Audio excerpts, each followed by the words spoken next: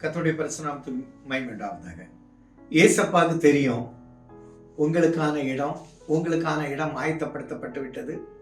அந்த இடத்துல போய் நீங்க உட்கார்ந்து நல்லா என்ஜாய் பண்ணுங்க. அவர் உங்க கூட வந்திருப்பார். அப்போ நீங்க எந்த உயர்வான இடத்தை கேட்கிறீங்களோ அது தருவார். அது அவர் ஆயத்தம் பண்ணிக்கிட்டு தான் உங்களை அனுப்புறார். உங்களுக்கான தீர்மானம் முடியப்பட்டது. மார்க் எழுதின புத்தகம் 17வது அதிகாரம் 15வது வசனம் பாருங்க. அங்கே கம்பளம் முதலானவைகள் விரித்து ஆயத்தம் பண்ணப்பட்டு இருக்கிற விஸ்தாரமான மேல் வீட்டு அறை உன்னை காண்பிப்பான், அங்கே நமக்காக ஆயத்தம் பண்ணுங்கள் என்று சொல்லி அனுப்பினார். சீஷர்கள் கேட்கிறாங்க, பஸ்காவை எங்க ஆயத்தம் பண்ணலாம் அப்படின்னு.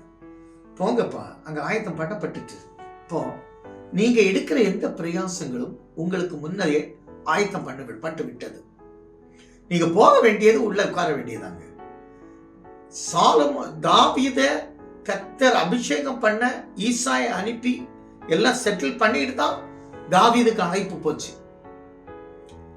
சவுல் தாவீதை அழைக்கும் போது கூட 2வது இன்விடேஷன் இதே போல உங்களுக்கானது ஆயத்தம் பண்ணப்பட்டு விட்டது. சவுல அபிஷேகம் பண்ணும்போது எப்படி முன்னந்தோட அதோடு சேர்ந்ததும் அவனுக்காக வைத்து அழைக்கிறார். இது உனக்காக ஆயத்தப்படப்பட்டது, இதை எடுத்து சாப்பிடணும். நான் சொல்றேன், உங்களுக்காக ஒரு வேலை ஆயத்தம் பண்ணப்பட்டு விட்டது. உங்களுக்கான சுகம் ஆயத்தம் பண்ணப்பட்டு விட்டது. உங்களுக்கான வீடு, இதுவரை வாடகை வீட்டில் இருப்பீங்க, ஆயத்தம் பண்ணப்பட்டு விட்டது. சிலர் அறக்குறையா நிக்கிற பணிகள் எல்லாம் அழகா செட்டில்மெண்ட் ஆகுது. நான் சொல்றேன், இன்னைக்கு கர்த்தர் உங்களுக்கான இடத்தை ஆயத்தம் பண்ணிவிட்டார்.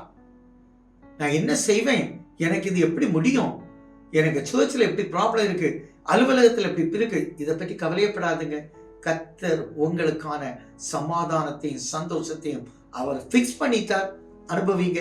கர்த்தருடைய ஆசை எங்களால தகப்பனே, வியாபாரத்துல, சரீர சுகத்துல, தேவ பலத்துல, ஆண்டவரே அலுவலகத்துல, எல்லாவற்றிலும் எங்களுக்கானதை எங்களுக்கு கொடுத்து ஆண்டவர் ஆசீர்வாதத்தை நன்மைச்சோம் நல்ல பிதாவே. ஆமென்.